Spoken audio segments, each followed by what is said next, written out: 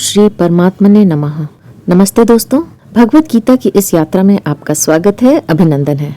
आज हम भगवत गीता के 16वें अध्याय के 6ठे श्लोक में प्रवेश करेंगे। तो चलिए प्रारंभ करते हैं। वसुदेव सुतं देवं कंसचानूरमर्दनं देवकी परमानंदं कृष्णं वंदे जगद्गुरुम्।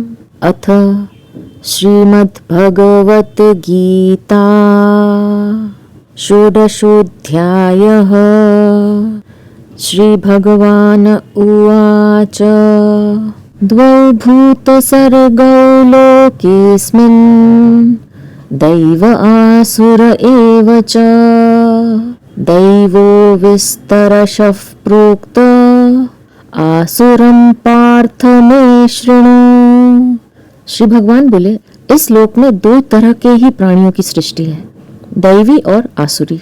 दैवी को तो मैंने विस्तार से कह दिया, अब हे पार्थ तुम मुझसे आसुरी को विस्तार से सुनो। द्वौ भूत सर्गौ लोकेस्मिन् दैव आसुर एव च। आसुरी संपत्ति का विस्तार पूर्वक वर्णन करने के लिए उसका उपक्रम करते हुए भगवान कहते हैं कि इस लोक में प्राणी समुदाय दो तरह का है, दैव और आसुर। तात्पर्य यह है कि प्राणी मात्र में परमात्मा और प्रकृति दोनों का अंश है। गीता 10वें अध्याय का 39वां और 18वें अध्याय का 40वां श्लोक। परमात्मा का अंश चेतन है और प्रकृति का अंश जड़ है। वह चेतन अंश जब परिवर्तनशील जड़ अंश के सम्मुख हो जाता है तब उसमें आसुरी संपत्ति आ जाती है, और जब वह जड़ प्रकृति से विमुख होकर केवल परमात्मा के सम्मुख हो जाता है तब उसमें दैवी संपत्ति जागृत हो जाती है। देव नाम परमात्मा का है। परमात्मा की प्राप्ति के लिए जितने भी सद्गुण सदाचार आदि साधन हैं, वे सब दैवी संपदा हैं। जैसे भगवान नित्य हैं, ऐसे ही उनकी साधन संपत्ति भी नित्य है। भगवान ने परमात्मा प्राप्ति के साधन को अव्यय अर्थात अविनाशी कहा है। इमं विवस्वते योगम प्रोक्तवान हमव्ययम्। गीता 4थे अध्याय का पहला श्लोक।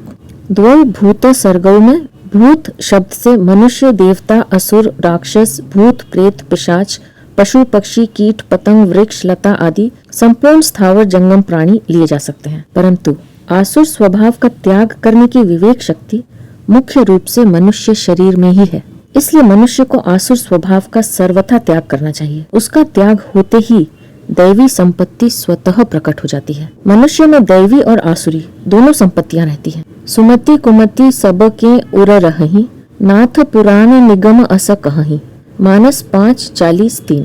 क्रूर से क्रूर कसाई में भी दया रहती है, चोर से चोर में भी साहूकारी रहती है। इसी तरह दैवी संपत्ति से रहित कोई हो ही नहीं सकता, क्योंकि जीव मात्र परमात्मा का अंश है। उसमें दैवी संपत्ति स्वतः स्वाभाविक है और आसुरी संपत्ति अपनी बनाई हुई है। सच्चे हृदय से परमात्मा की तरफ चलने वाले साधकों को आसुरी संपत्ति निरंतर खटकती है, बुरी लगती है और उसको दूर करने का वे प्रयत्न भी करते हैं। परंतु जो लोग भजन स्मरण के साथ आसुरी संपत्ति का भी पोषण करते रहते हैं, अर्थात कुछ भजन स्मरण, नित्य कर्म आदि भी कर लेते हैं और सांसारिक भोग तथा संग्रह में भी सुख लेते हैं और उसे आवश्यक समझते हैं, वे वास्तव में साधक नहीं कहे जा सकते। कारण कि कुछ दैव स्वभाव और कुछ आसुर स्वभाव तो नीच से नीच प्राणी में भी स्वाभाविक रहता है।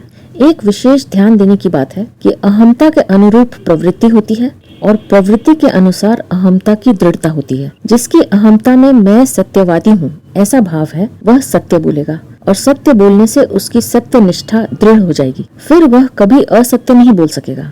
परंतु जिसकी अहमता में मैं संसारी हूँ और संसार के भोग भोगना और संग्रह करना मेरा काम है, ऐसे भाव होंगे, उसको झूठ कपट करते देर नहीं लगेगी। झूठ कपट करने से उसकी अहमता में ये भाव दृढ़ हो जाते हैं कि झूठ कपट किए बिना किसी का काम चल ही नहीं सकता। जिसमें भी आजकल के जमाने में तो ऐसा करना ही पड़ता है, इससे कोई बच ही नहीं सकता आदि। इस प्रकार अहमता में दुर्भाव आने से ही दुराचारों से छूटना कठिन हो जाता है और इसी कारण लोग दुर्गुण दुराचारों को छोड़ना कठिन या असंभव मानते हैं।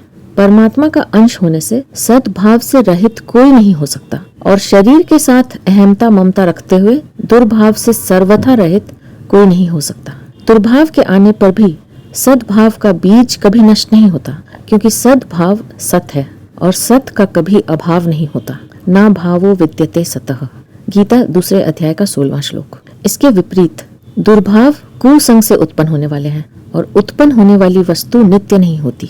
ना सतो विद्यते भावः। गीता 2 अध्याय का 16वां श्लोक। मनुष्यों की सद्भाव या दुर्भाव की मुख्यता को लेकर ही प्रवृत्ति होती है। जब सद्भाव की मुख्यता होती है तब वह सदाचार करता है और जब दुर्भाव की मुख्यता होती है तब वह दुराचार करता है। तात्पर्य है कि जिसका उद्देश्य परमात्मा प्राप्ति का हो जाता है उसमें सद्भाव की मुख्यता हो जाती है और दुर्भाव मिटने लगते हैं, और जिसका उद्देश्य सांसारिक भोग और संग्रह का हो जाता है उसमें दुर्भाव की मुख्यता हो जाती है और सद्भाव छिपने लगते हैं। लोकेस्मिन का तात्पर्य है कि नए नए अधिकार पृथ्वी मंडल में ही मिलते हैं। पृथ्वी मंडल में भारत क्षेत्र में विलक्षण अधिकार प्राप्त होते हैं। भारत भूमि पर जन्म लेने वाले मनुष्यों की देवताओं ने भी प्रशंसा की है। अहो अमीशाम किमकारी शोभनम प्रसन्ना एशाम स्विदुत स्वयं हरिहि यई जन्म लब्धम निषु भारताजिरे मुकुंद सेवौ पयैकम स्पृहा ही नः। श्रीमद् भागवत 5:19-21। अर्थात अहो, जिन जीवों ने भारतवर्ष में भगवान की सेवा के लिए योग्य मनुष्य जन्म प्राप्त किया है उन्होंने ऐसा क्या पुण्य किया है, अथवा इन पर स्वयं श्री हरि ही प्रसन्न हो गए हैं। इस परम सौभाग्य के लिए हम भी निरंतर तरसते रहते हैं। गायन्ते देवाः किल गीतकानि धन्यास्तुते भारत भूमि भागे स्वर्गा पवर्गा पदम आर्ग भूते भवन्ति भूयः पुरुषा सुरत्वात्। श्री विष्णु पुराण 2:3-24। यानी देवगण भी निरंतर यही गान करते हैं कि जिन्होंने स्वर्ग और अपवर्ग के मार्ग भूत भारतवर्ष में जन्म लिया है वे मनुष्य हम देवताओं की अपेक्षा भी अधिक धन्य बड़भागी हैं। कल्याण का मौका मनुष्य लोक में ही है। इस लोक में आकर मनुष्य को विशेष सावधानी से दैवी संपत्ति जागृत करनी चाहिए। भगवान ने विशेष कृपा करके ही यह मनुष्य शरीर दिया है। कबहु क करी करुणा नर देहि देत इसबिनु हेतु सनेहि। मानस 7:44-3। यानी जिन प्राणियों को भगवान मनुष्य बनाते हैं उन पर भगवान विश्वास करते हैं कि ये अपना कल्याण उद्धार अवश्य करेंगे। इसी आशा से वे मनुष्य शरीर देते हैं। भगवान ने विशेष कृपा करके मनुष्य को अपनी प्राप्ति की सामग्री और योग्यता दे रखी है और विवेक भी दे रखा है। इसलिए लोकेस्मिन पद से विशेष रूप से मनुष्य की ओर ही लक्ष्य है, परंतु भगवान तो प्राणी मात्र में समान रूप से रहते हैं। समोहम सर्वभूतेषु। गीता 9वें अध्याय का 29वां श्लोक। जहाँ भगवान रहते हैं वहाँ उनकी संपत्ति भी रहती है, इसलिए भूत सर्गौ पद आया है। इससे यह सिद्ध हुआ कि प्राणी मात्र भगवान की तरफ चल सकता है, भगवान की तरफ से किसी को मना नहीं है। मनुष्यों में जो सर्वथा दुराचारों में लगे हुए हैं वे चांडाल और पशु पक्षी कीट पतंग आदि पाप योनियों वालों की अपेक्षा भी अधिक दोषी हैं।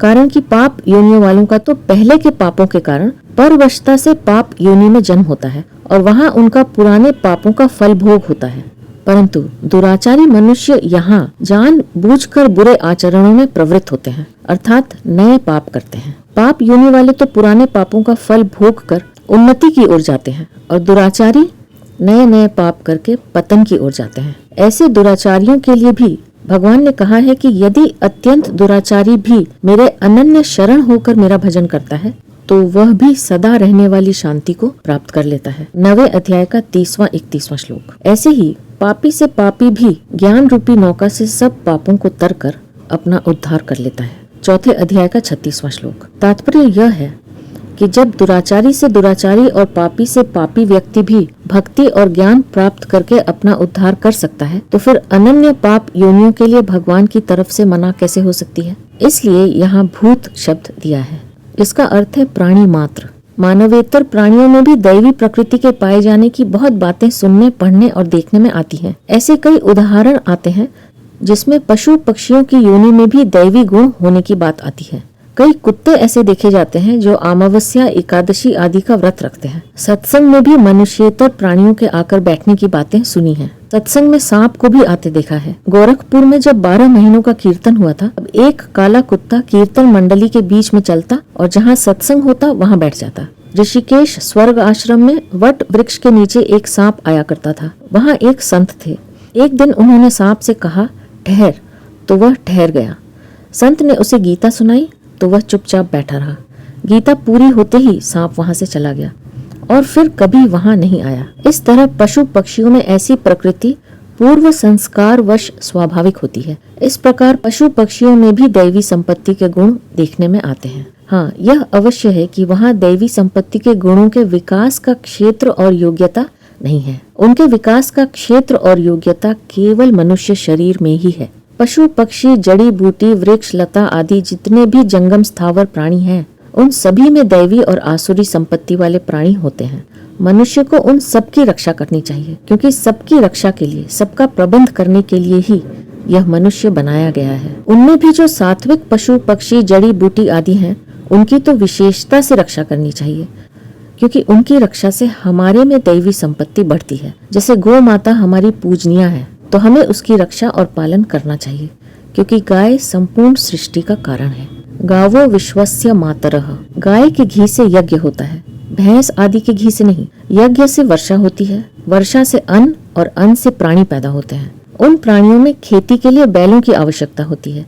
वे बैल गायों के होते हैं। बैलों से हल आदि जोतकर तथा कुएं आदि के जल से सींचकर खेती की जाती है।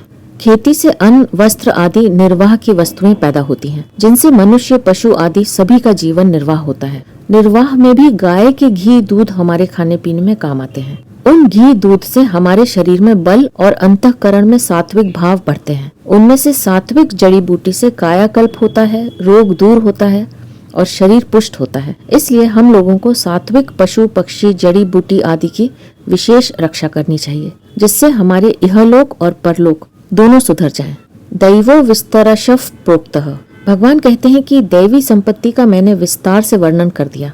इसी अध्याय के पहले श्लोक में 9, दूसरे श्लोक में 11 और तीसरे श्लोक में 6 इस तरह दैवी संपत्ति के कुल 26 लक्षणों का वर्णन किया गया है। इससे पहले भी गुणातीत के लक्षणों में 14वें अध्याय के 22वें से 25वें श्लोक तक, ज्ञान के 20 साधनों में 13वें अध्याय के 7वें से 11वें श्लोक तक, भक्तों के लक्षणों में 12वें अध्याय के 13वें से 19वें श्लोक तक, कर्म योगी के लक्षणों में 6ठे अध्याय के 7वें से 9वें श्लोक तक और स्थित प्रज्ञ के लक्षणों में दूसरे अध्याय के 55वें से 71वें श्लोक तक दैवी संपत्ति का विस्तार से वर्णन हुआ है।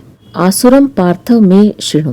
भगवान कहते हैं कि अब तू मुझसे आसुरी संपत्ति को विस्तार पूर्वक सुन। अर्थात जो मनुष्य केवल प्राण पोषण परायण होते हैं, उनका स्वभाव कैसा होता है, यह तू मुझसे सुन।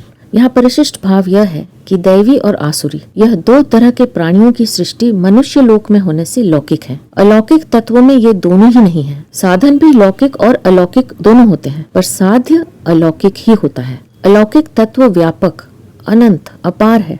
लौकिक भी उसी के अंतर्गत है। वास्तव में लौकिक की स्वतंत्र सत्ता ही नहीं है, सब कुछ अलौकिक ही है। जीव ने ही लौकिक को धारण किया है।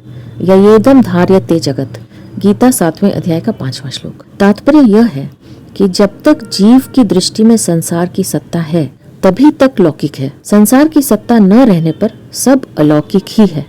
वासुदेवस् सर्वम सदा सच्चाहम। भगवान से विमुख मनुष्य में आसुरी संपत्ति किस क्रम से आती है, उसका भगवान आगे के श्लोक में वर्णन करते हैं। प्रवृत्तिम च निवृत्तिम च जना न विदुरासुराः न शौचं नापि चाचारो न सत्यम तेषु विद्यते। श्री भगवान बोले, आसुरी प्रकृति वाले मनुष्य किसमें प्रवृत्त होना चाहिए और किससे निवृत्त होना चाहिए, इसको नहीं जानते, और उनमें न तो बाह्य शुद्धि, न श्रेष्ठ आचरण तथा न सत्य पालन ही होता है।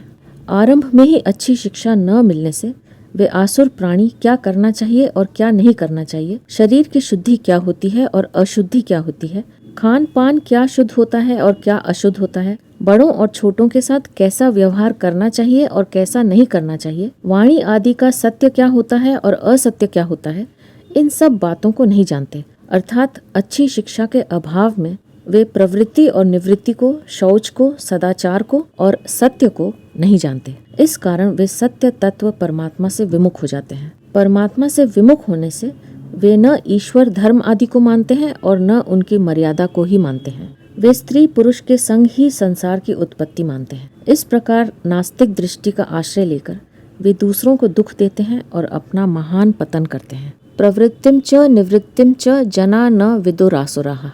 आजकल के उच्छृंखल वातावरण, खान पान, शिक्षा आदि के प्रभाव से प्रायः मनुष्य प्रवृत्ति और निवृत्ति को, अर्थात किस में प्रवृत्त होना चाहिए और किससे निवृत्त होना चाहिए, इसको नहीं जानते और जानना चाहते भी नहीं। कोई इसको बताना चाहे तो उसकी मानते नहीं, प्रत्युत उसकी हंसी उड़ाते हैं, उसे मूर्ख समझते हैं और अभिमान के कारण अपने को बड़ा बुद्धिमान समझते हैं। कुछ लोग प्रवृत्ति और निवृत्ति को जानते भी हैं, पर उन पर आसुरी संपदा का विशेष प्रभाव होने से उनके विहित कर्मों में प्रवृत्ति और निषिद्ध कार्यों से निवृत्ति नहीं होती। इस कारण सबसे पहले आसुरी संपत्ति आती है प्रवृत्ति और निवृत्ति को न जानने से।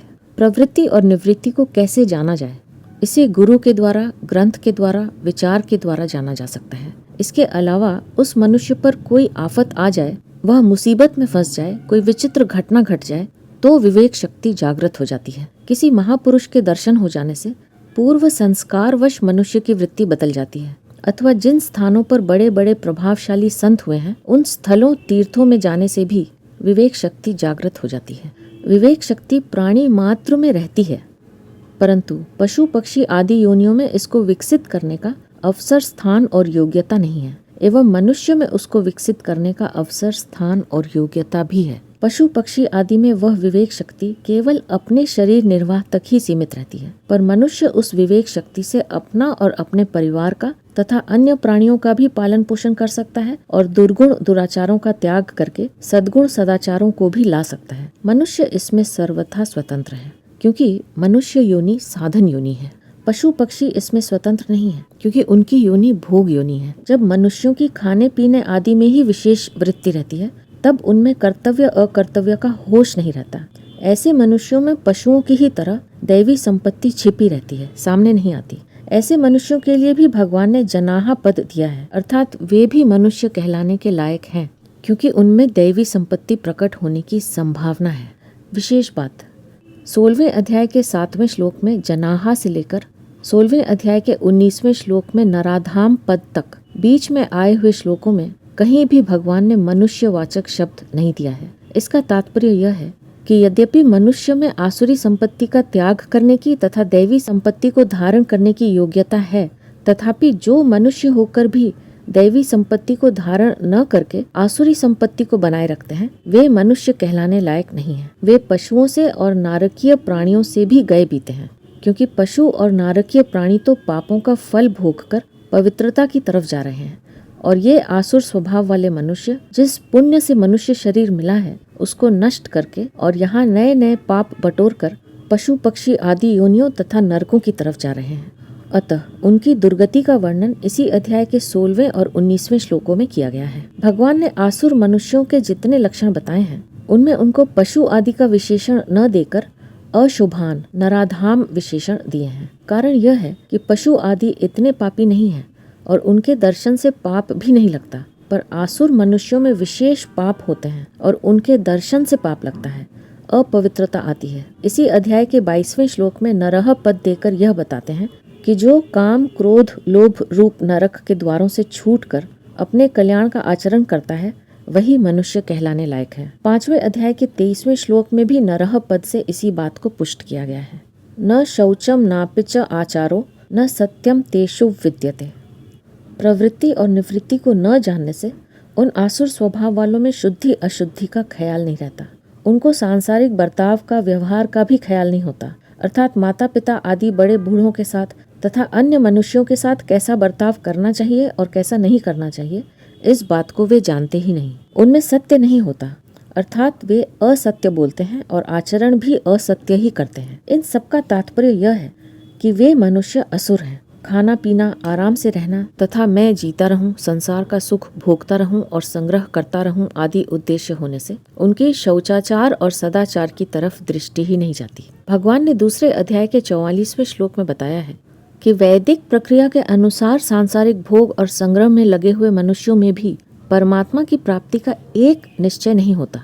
भाव यह है कि आसुरी संपदा का अंश रहने के कारण जब ऐसे शास्त्र विधि से यज्ञ आदि कर्मों में लगे हुए मनुष्य भी परमात्मा का एक निश्चय नहीं कर पाते, तब जिन मनुष्यों में आसुरी संपदा विशेष बढ़ी हुई है, अर्थात जो अन्याय पूर्वक भोग और संग्रह में लगे हुए हैं, उनकी बुद्धि में परमात्मा का एक निश्चय होना कितना कठिन है। यहाँ परिशिष्ट भाव यह है कि ज्यों-ज्यों आसुरी संपत्ति आती है त्यों-त्यों विवेक लुप्त हो जाता है। भोगों के परायण होने से आसुर मनुष्य क्या करना चाहिए और क्या नहीं करना चाहिए इसको नहीं जान सकते। उनकी निष्ठा तो लौकिक भी नहीं होती, अलौकिक तो दूर रही, उनकी निष्ठा नरकों में ले जाने वाली होती है।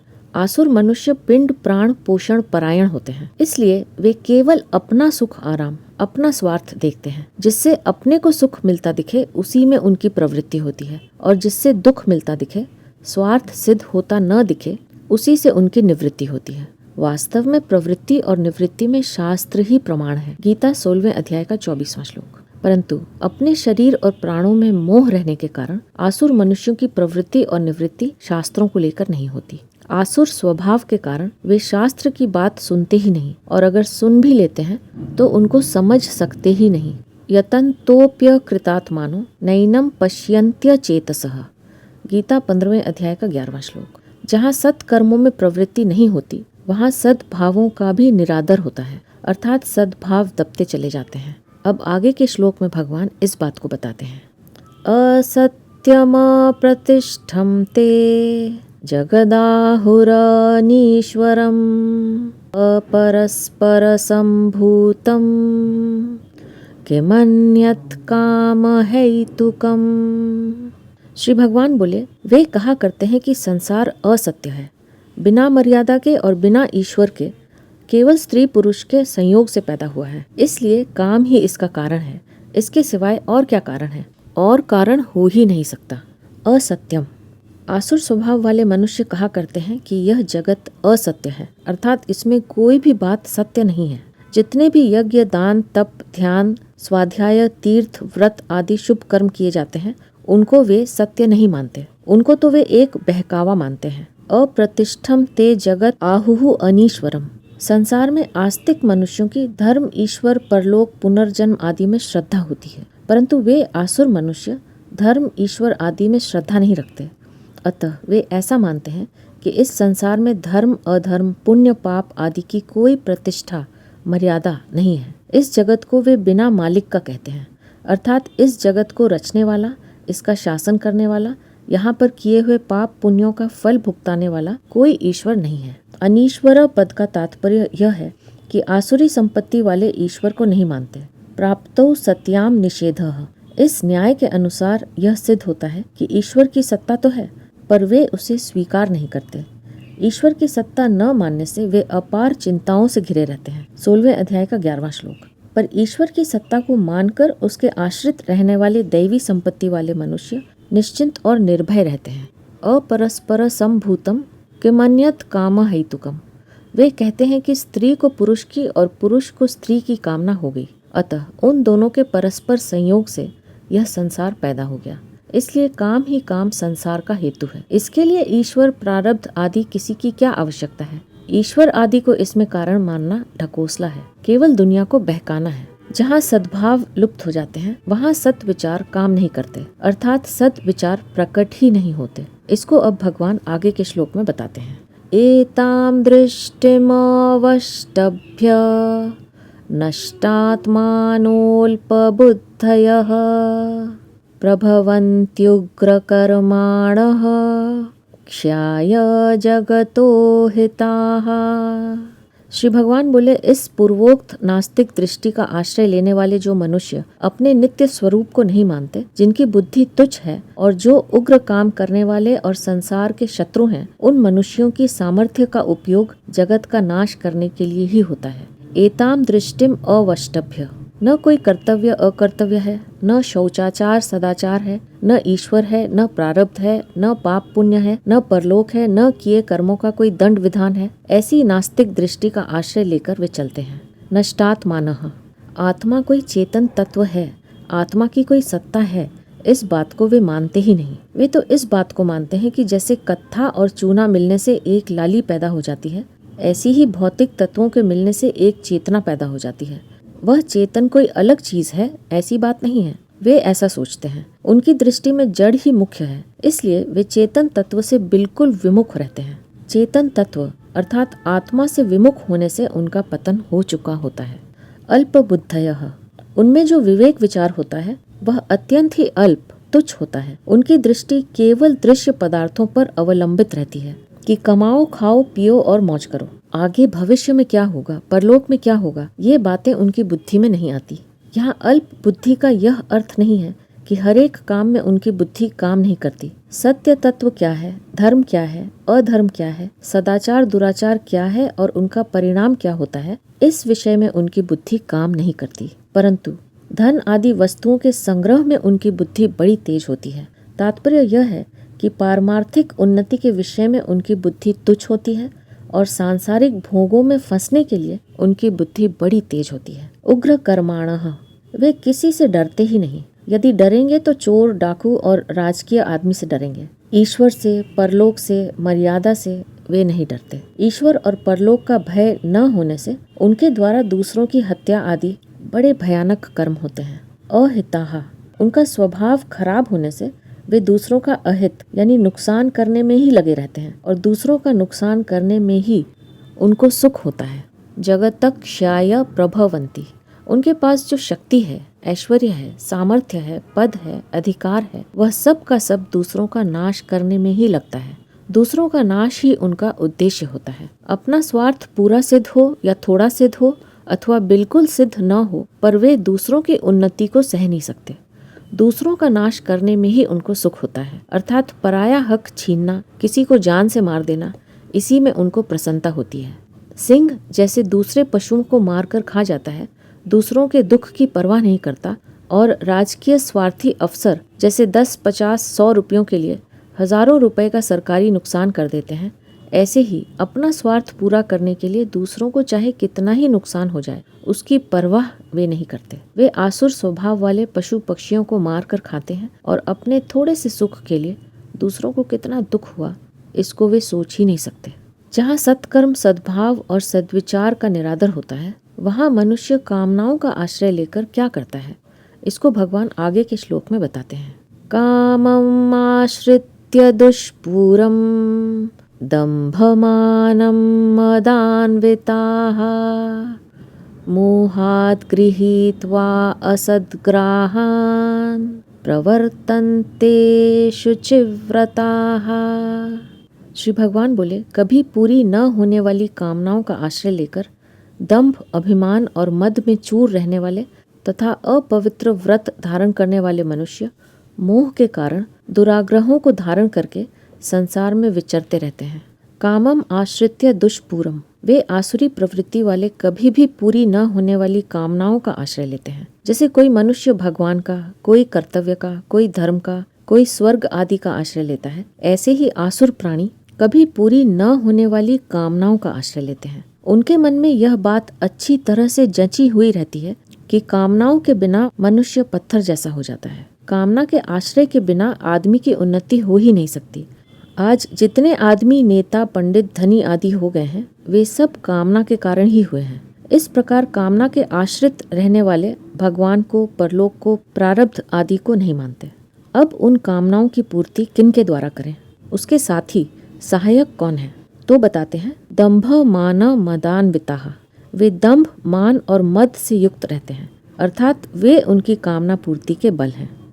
जहाँ जिनके सामने जैसा बनने से अपना मतलब सिद्ध होता है, अर्थात धन, मान, बड़ाई, पूजा, प्रतिष्ठा, आदर, सत्कार, वाह वाह आदि मिलते हों, वहाँ उनके सामने वैसा ही अपने को दिखाना दंभ है। अपने को बड़ा मानना, श्रेष्ठ मानना मान है। और हमारे पास इतनी विद्या, बुद्धि, योग्यता आदि है, इस बात को लेकर नशा सा आ जाना मद है। वे सदा दंभ, मान और मद में सने हुए रहते हैं, तदाकार रहते हैं। अशुचि व्रताः, उनके व्रत नियम बड़े अपवित्र होते हैं। जैसे इतने गांवों में, इतने गायों के बाड़ों में आग लगा देनी है, इतने आदमियों को मार देना है आदि। ये वर्ण, आश्रम, आचार शुद्धि आदि सब ढकोसलाबाजी है। अतः किसी के भी साथ खाओ पियो, हम कथा आदि नहीं सुनेंगे, हम तीर्थ, मंदिर आदि स्थानों में नहीं जाएंगे, ऐसे उनके व्रत नियम होते हैं। ऐसे नियमों वाले डाकू भी होते हैं। उनका यह नियम रहता है कि बिना मार पीट किए ही कोई वस्तु दे दे तो वे लेंगे नहीं। जब तक चोट नहीं लगाएंगे, घाव से खून नहीं टपकेगा, तब तक हम उसकी वस्तु नहीं लेंगे आदि।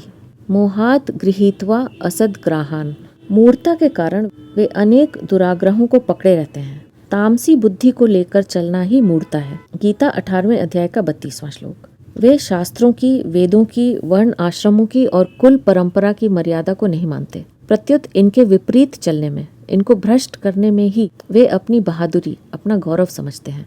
वे अकर्तव्य को ही कर्तव्य और कर्तव्य को ही अकर्तव्य मानते हैं।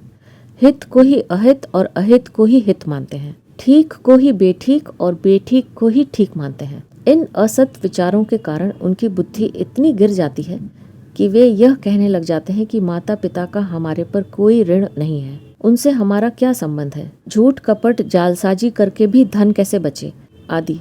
ये सब उनके दुराग्रह होते हैं। यहाँ परिशिष्ट भाव यह है, कामम आश्रित्य दुष्पूरम।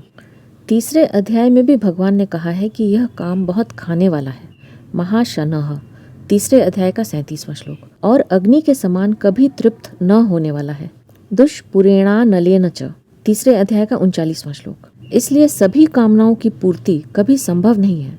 अतः कामना पूर्ति ही जिनका उद्देश्य है, उनको कभी शांति नहीं मिलती।